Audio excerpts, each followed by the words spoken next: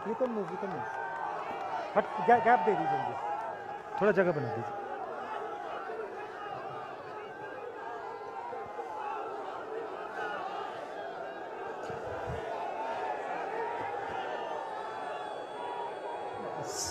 Stage पे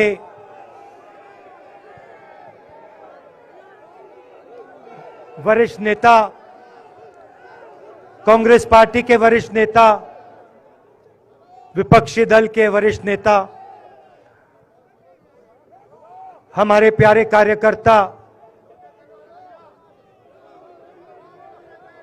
भाइयों और बहनों, प्रेस के हमारे मित्रों, आप सबका यहां बहुत बहुत स्वागत.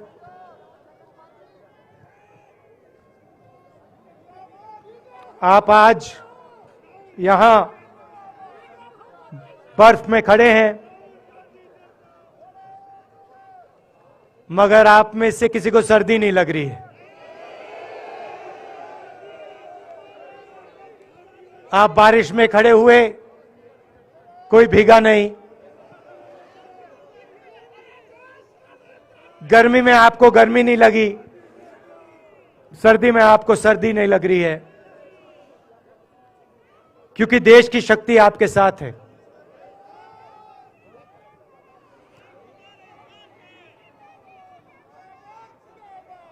प्रियंका की बात मैं सुन रहा था. प्रियंका ने कहा मेरे मैसेज के बारे में, प्रियंका ने कहा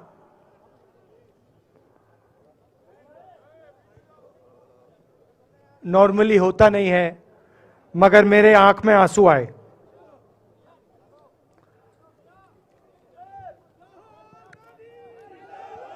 क्योंकि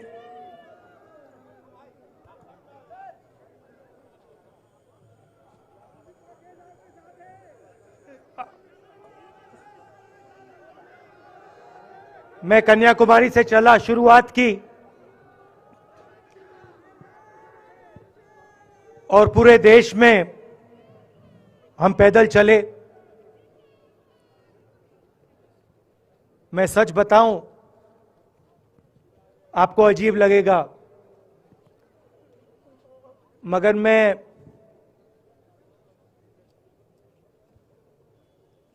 बहुत सालों के लिए हर रोज 8-10 किलोमीटर दौड़ता हूं. तो मैंने सोचा था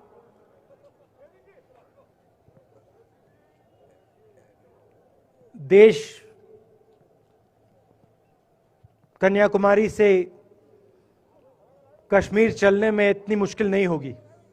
मेरे दिल में था कि आसान होगा. फिजिकली मेरे लिए ये मुश्किल काम, मैंने सोचा था मुश्किल काम नहीं होगा. शायद मैं काफी वर्जिश करता हूं, थोड़ा सा अहंकार आ गया, जैसे आ जाता है.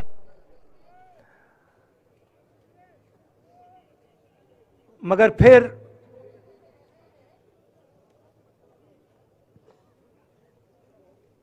बात बदल गई.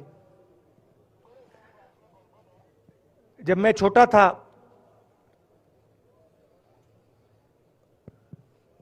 फुटबॉल खेलता था,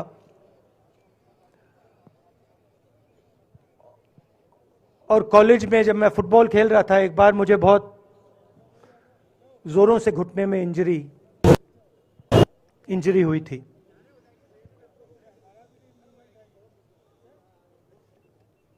मैं उसको भूल गया था.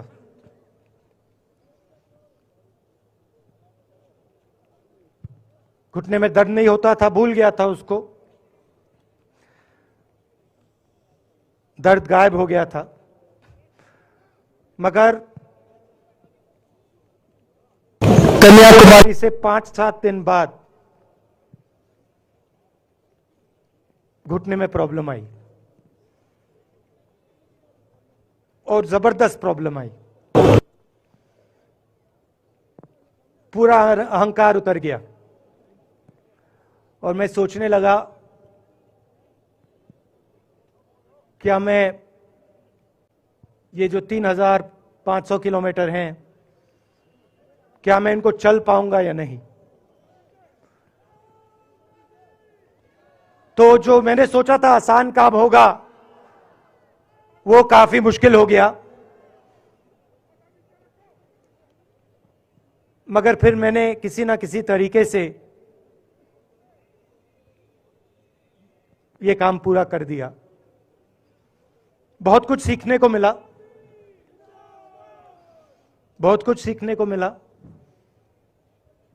मैं आपको बोलूं तो दर्द सहना पड़ा काफी, मगर सह लिया। रास्ते में एक दिन मुझे दर्द हो रहा था, काफी दर्द हो रहा था, और मैं सोच रहा था अब 6-7 घंटे और चलने हैं। और उस दिन मुझे लग रहा था कि आज मुश्किल है। और एक छोटी सी बच्ची आई, दौड़ती हुई आई मेरे पास, और मुझे कहती है कि मैंने तुम्हारे लिए कुछ लिखा है,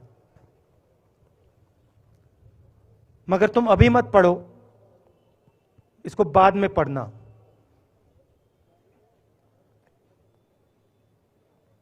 और फिर वो मुझे गले लग के भाग गई। फिर मैंने सोचा अब पढ़ता हूं क्या लिखा है।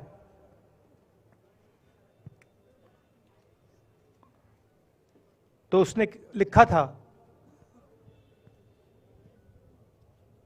कि मुझे दिख रहा है कि आपके घुटने में दर्द है, क्योंकि आप जब उस पैर पे वजन डालते हो तो आपके चेहरे पे दिखता है कि दर्द है। मगर मैं आपको बताना चाहती हूं कि मैं आपके साथ कन्याकुमारी नहीं चल सकती हूं, क्योंकि मेरे माता पिता नहीं चलने दे रहे हैं। मगर मैं दिल में आपके साथ, आपके साइड में चल रही हूं, क्योंकि मैं जानती हूं कि आप अपने लिए नहीं चल रहे हो, आप मेरे लिए चल रहे हो, और आप मेरे भविष्य के लिए चल रहे हो। और उसी सेकंड में, पता नहीं अजीब सी बात है, उसी सेकंड मेरा दर्द उस दिन के लिए गायब हो गया।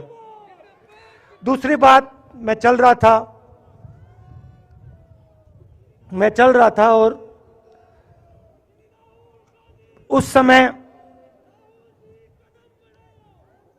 उसी समय वहां पे थोड़ी सर्दी बढ़ रही थी। सुबह का समय था और 4 बच्चे आए।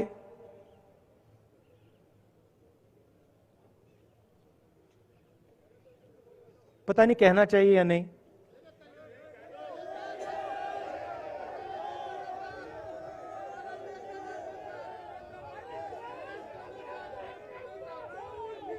तो कह देता हूं, छोटे से बच्चे थे, भिखारी थे, भीख मांगते थे, और मेरे पास आए। कपड़े नहीं थे, मैंने देखा, शायद मजदूरी भी करते थे तो थोड़ी मट्टी थी उन पे। खैर, मैं ये चीजें देखता नहीं हूं, तो मैं उनके साथ गले लगा, घुटनों पे गया, ऐसे उनको पकड़ा मैंने, क्योंकि मैं उनकी लेवल पे रहना चाहता था। और फिर, नहीं सुनिए, मैं ये बात कहना नहीं चाह रहा था, मगर कह दूंगा। तो उनको ठंड लग रही थी, वो कांप रहे थे, शायद उनको खाना नहीं मिला था, छोटे बच्चे मजदूरी कर रहे थे।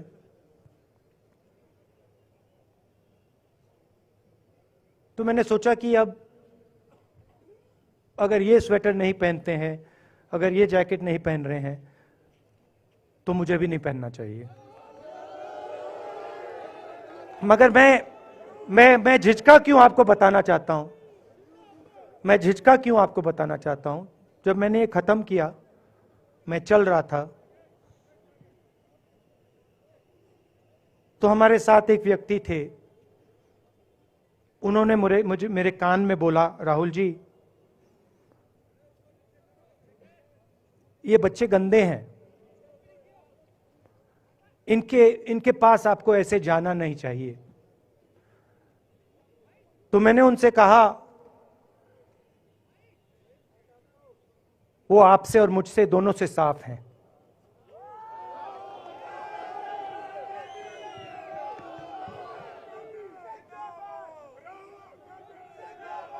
तो देश में कभी कभी यह विचारधारा दिखाई दे जाती है। दूसरी बात आपको बता देता हूं, शायद लोगों को अच्छी ना लगे।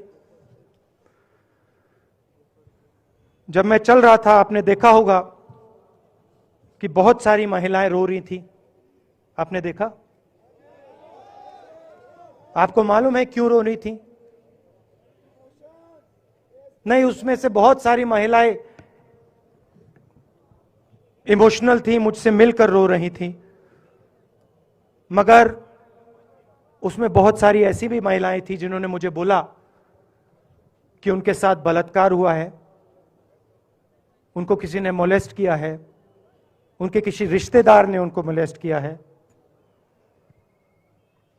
और जब मैं उनसे बोलता था, बहन मैं पुलिस को बताऊं, तो मुझे कहती थी, राहुल जी पुलिस को मत बताइए, हम चाहते हैं कि आपको यह बात मालूम हो, मगर पुलिस को मत बताइए, हमारा और भी नुकसान हो जाएगा। तो ये हमारी देश की सच्चाई है। ऐसी बहुत सारी और मैं कहानियां आपको बता सकता हूं।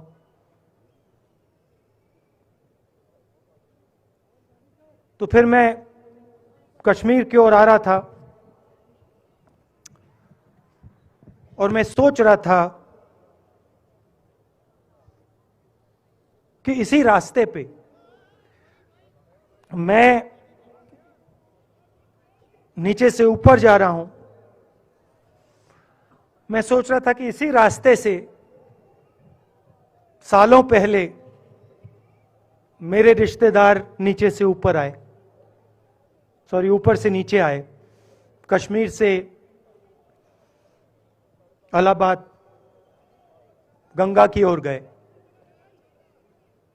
और मुझे ऐसा लग रहा था कि मैं वापस अपने घर जा रहा हूं।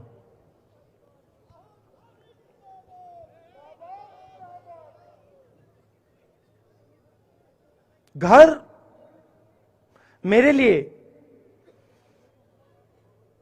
जब से मैं छोटा था, मैं सरकारी घरों में रहा हूं, मेरा अपना घर नहीं है। तो मेरे लिए घर, जिसको जो स्ट्रक्चर होता है, उसको मैंने कभी घर नहीं माना। वो मेरे लिए, मैं कहीं भी रह लूं, वो एक इमारत होती है, वो घर नहीं होता है। घर मेरे लिए एक सोच है, एक जीने का तरीका है, एक सोचने का तरीका है।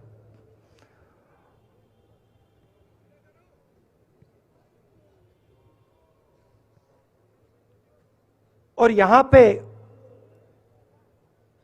जिस चीज को आप कश्मीरियत कहते हो, उसको मैं अपना घर मानता हूं। अब ये कश्मीरियत है क्या? ये जो शिव जी की सोच है एक तरफ, और थोड़ी सी गहराई में जाएंगे तो उसको शून्यता कहा जा सकता है। अपने आप पर, अपने अहंकार पर, अपने विचारों पर आक्रमण करना। और दूसरी तरफ इस्लाम में, जिसको शून्यता यहां कहा जाता है, वहां फना कहा जाता है। सोच वही है। इस्लाम में फना का मतलब अपने ऊपर आक्रमण, अपनी सोच पर आक्रमण। जो हम अपना किला बना देते हैं कि मैं ये हूं, मेरे पास ये है, मेरे पास ये ज्ञान है, मेरे पास ये घर है, उसी किले पर आक्रमण करना, वही है शून्यता, वही है फना। और इस धरती पे ये दो जो विचारधाराएं हैं,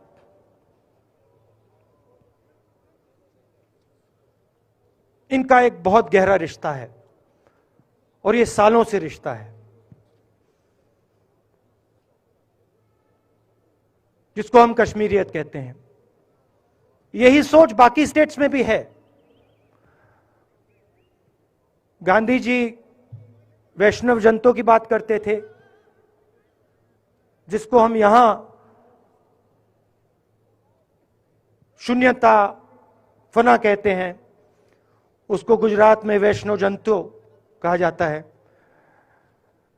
असम में शंकर देव जी ने भी यही बात कही। कर्नाटक से हमारे यहां जो लोग आए हैं, वहां बसवा जी ने यह बात कही। केरल में नारायण गुरु ने ये बात की। महाराष्ट्र ने ज्योतिबा फुले जी ने ये बात की। और यहां इसको हम कश्मीरियत कहते हैं। लोगों को जोड़ना और दूसरों पर आक्रमण नहीं करना, अपने आप पर आक्रमण करना, अपनी कमी देखना।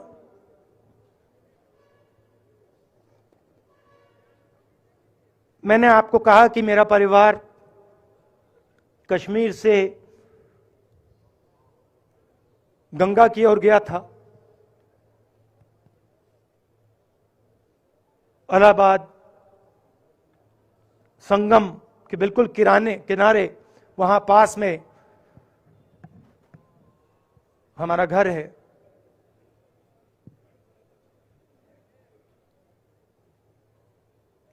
तो जब यहां से वो वहां गए,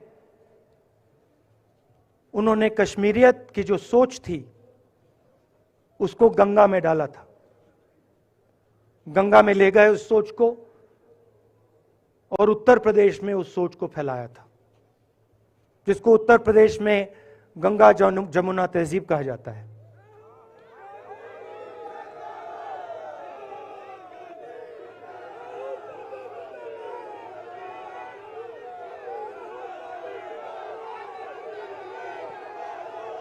तो उन्होंने, मेरे परिवार ने छोटा सा काम, कोई बड़ा काम नहीं किया। जो आपने उनको सिखाया, जो जम्मू कश्मीर के लोगों ने उनको सिखाया, लद्दाख के लोगों ने सिखाया, क्योंकि उसमें बौद्ध धर्म भी है, उनके पास भी वही सोच, शून्यता की सोच उधर भी है। वो उसको ले गए और उस विचारधारा को, सोच को गंगा में उन्होंने रखा। तो मैं ये सोच रहा था, जब यहां आ रहा था, पैदल चल रहा था, और मुझे सिक्योरिटी वालों ने कहा था कि देखिए, आप पूरे हिंदुस्तान में चल सकते हो, जम्मू में भी चल सकते हो, मगर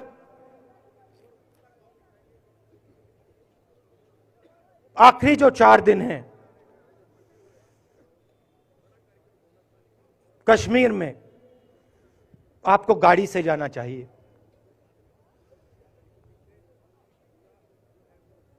वेणुगोपाल जी ने मुझे कहा पहले,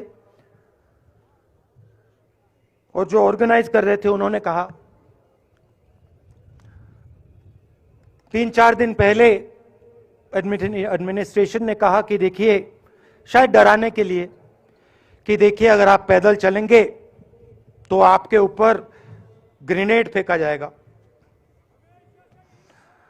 तो मैंने सोचा,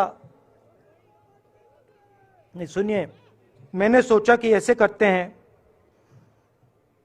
मैं अपने घर वापस जा रहा हूं, 4 दिन पैदल चलूंगा, अपने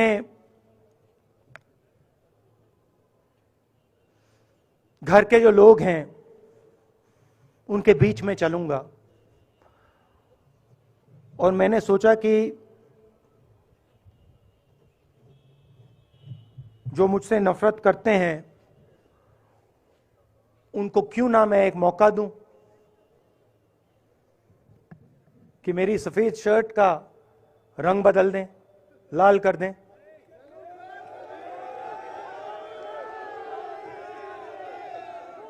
क्योंकि मेरे परिवार ने मुझे सिखाया है, गांधी जी ने मुझे सिखाया है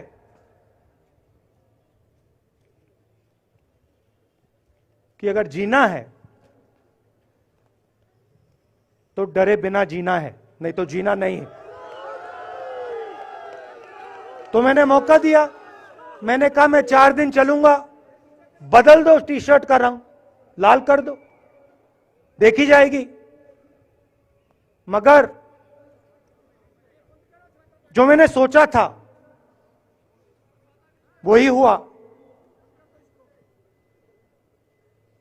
जम्मू कश्मीर के लोगों ने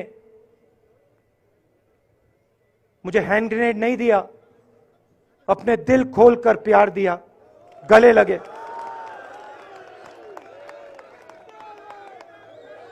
और मुझे बहुत खुशी हुई कि उन सब ने मुझे अपना माना और प्यार से, बच्चों ने, बुजुर्गों ने आंसुओं से मेरा यहां स्वागत किया। मैं अब जम्मू कश्मीर के लोगों से और जो यहां हमारे सेना के लोग काम करते हैं, सीआरपीएफ के लोग काम करते हैं, उनको मैं कुछ कहना चाहता हूं। सबको, जम्मू कश्मीर के युवाओं को, बच्चों को, माताओं को, सबको, सीआरपीएफ के, बीएसएफ के, आर्मी के जवानों को, उनके परिवारों को, उनके बच्चों को मैं कहना चाहता हूं, देखिए मैं हिंसा को समझता हूं, मैंने हिंसा सही है, देखी है। जो हिंसा नहीं सहता है, जिसने हिंसा नहीं देखी है, उसे यह बात समझ नहीं आएगी। जैसे मोदी जी हैं, अमित शाह जी हैं, आरएसएस के लोग हैं, उन्होंने हिंसा नहीं देखी है।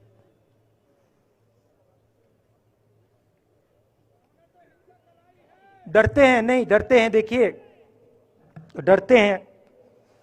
यहां पे हम 4 दिन पैदल चले, मैं आपको गारंटी देके कह सकता हूं कि बीजेपी का कोई नेता ऐसे नहीं चल सकता है। और इसलिए नहीं क्योंकि जम्मू कश्मीर के लोग, इसलिए नहीं क्योंकि जम्मू कश्मीर के लोग उनको चलने नहीं देंगे, इसलिए क्योंकि वो डरते हैं। खैर, मैं अपने जम्मू कश्मीर के लोगों को, युवाओं को, बुजुर्गों को और आर्मी के लोगों को, सीआरपीएफ, बीएसएफ लोगों को थोड़ा सा बताना चाहता हूं। देखिए, मैं जब 14 साल का था,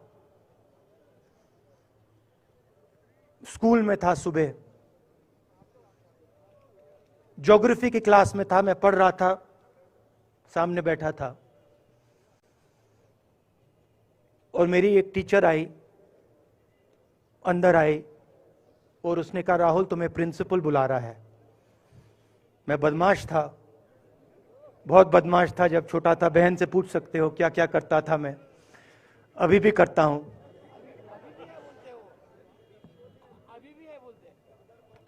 मैंने सोचा प्रिंसिपल बुला रहा है, मैंने कुछ गलती की होगी, अब मार पिटेगी। वहां पे केनिंग होती थी, मैंने सोचा था अब केनिंग होगी मेरी। मगर जब मैं चल रहा था, जिस टीचर ने मुझे बुलाया उसको देखकर मुझे कुछ अजीब सा लगा। और जब मैं प्रिंसिपल के ऑफिस पहुंचा तो प्रिंसिपल ने कहा राहुल तुम्हारे घर से फोन कॉल है।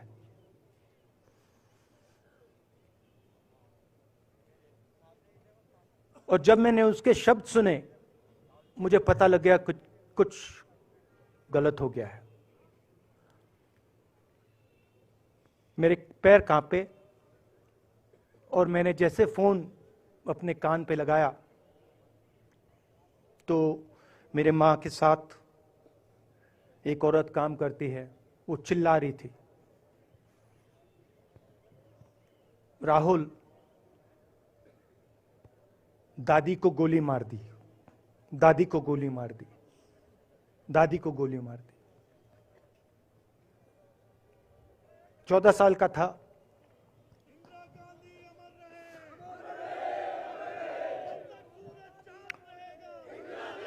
देखिए ये जो मैं कह रहा हूं, ये जो मैं अभी कह रहा हूं, ये बात प्रधानमंत्री को नहीं समझ आएगी, ये बात अमित शाह जी को नहीं समझ आएगी, ये बात डोवल जी को भी नहीं समझ आएगी, मगर ये बात कश्मीर के लोगों को समझ आएगी, ये बात सीआरपीएफ के लोगों को समझ आएगी, ये बात आर्मी के लोगों को समझ आएगी, उनके परिवारों को समझ आएगी। तो उन्होंने मुझे कहा, नाम ओंगमू है उसका, उसने कहा दादी को गोली लग गई, दादी को गोली लग गई। और फिर मुझे गाड़ी में वापस ले गए, प्रियंका को मैंने स्कूल से उठाया, मैं वापस गए।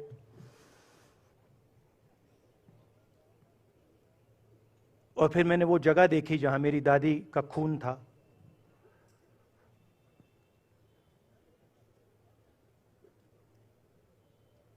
पापा आए, मां आई। मां बिल्कुल हिल गई थी, बोल नहीं पा रही थी।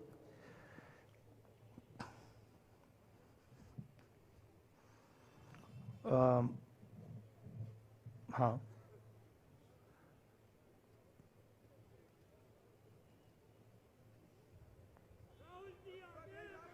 फिर क्या हुआ? तो जो हम लोग हैं जिन्होंने हिंसा देखी है,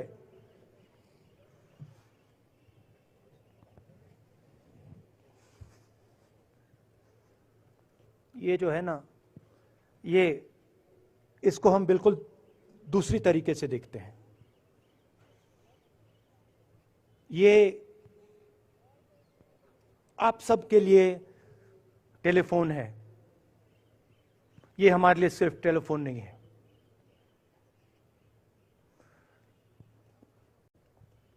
उसके बाद 6-7 साल बाद मैं अमेरिका में था और फिर से टेलीफोन आया। 21 में टेलीफोन आया। जैसे बहुत सारे, जैसे जो पुलवामा में हमारे सैनिक मरे थे, उनके घर टेलीफोन आया होगा। हजारों कश्मीरी लोगों के घर टेलीफोन आया होगा। सेना के परिवारों को टेलीफोन आया होगा। वैसा ही टेलीफोन आया।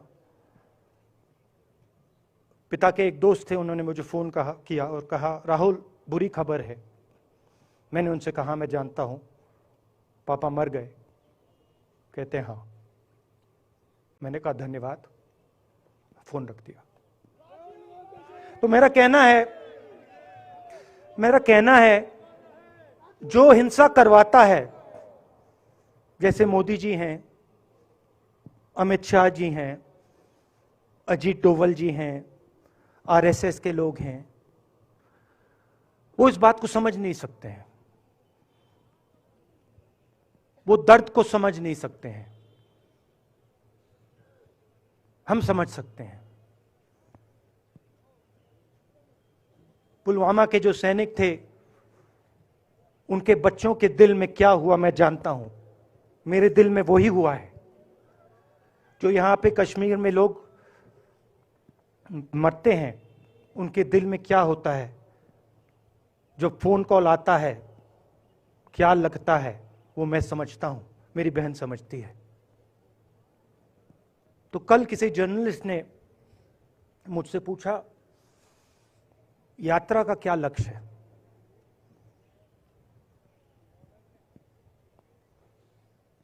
कहा कि यात्रा क्या अचीव करना चाहती है, जम्मू कश्मीर में क्या अचीव करना चाहती है। मेरे उस समय दिमाग में आया, मगर मैंने कहा नहीं बोलता हूं, कल भाषण में बोलूंगा। यात्रा का लक्ष्य है कि ये जो फोन कॉल हैं, चाहे ये आर्मी के हों, चाहे सीआरपीएफ के हों, चाहे ये कश्मीर के लोगों के हो, ये फोन कॉल बंद हो जाए।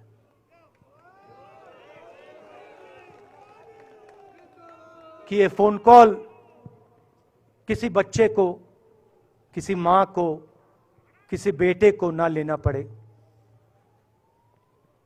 मेरा लक्ष्य ये जो फोन कॉल हैं, इनको बंद करने का है। अब देखिए, बीजेपी आरएसएस के लोग आक्रमण किस चीज पे कर रहे हैं। मुझे गाली देते हैं, मैं उनका धन्यवाद करता हूं, क्योंकि मैंने आपको शून्यता की बात की, शिव की बात की, उसको मैं समझता हूं। और मैं दिल से उनका धन्यवाद करता हूं कि जितना भी वो मेरे ऊपर प्रेशर डालें, जितनी भी गाली लगाएं, जो भी वो करें, उससे मैं सिर्फ सीखता हूं। तो मैं एक प्रकार से उनका धन्यवाद करता हूं।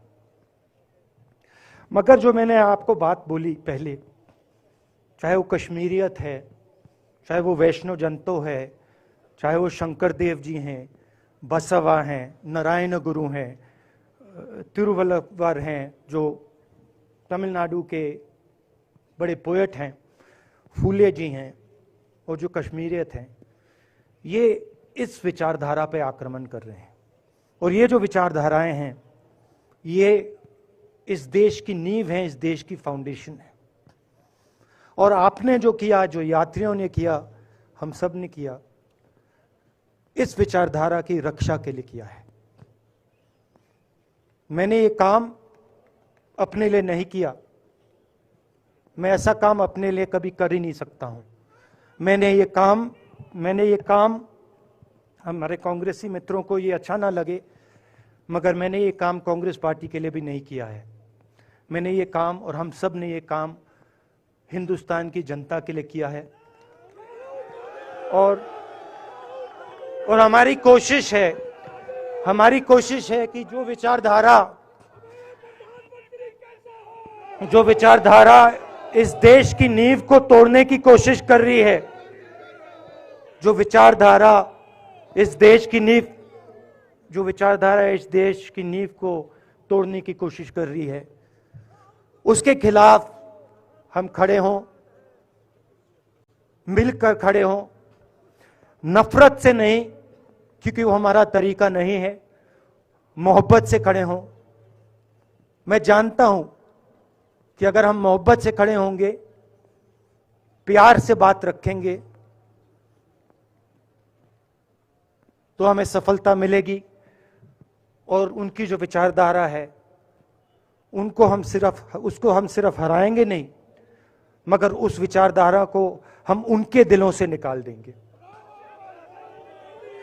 तो आपने, देश की जनता ने हमारा समर्थन किया। हमारी कोशिश है कि हमें, बीजेपी ने एक जीने का तरीका, राजनीतिक तरीका दिखाया है। हमारी कोशिश है कि हम एक और तरीका, जो हिंदुस्तान का तरीका है, मोहब्बत का तरीका है, वो हम देश को दिखाएं। हम देश को याद दिलाएं कि हिंदुस्तान मोहब्बत का देश है, इज्जत का देश है।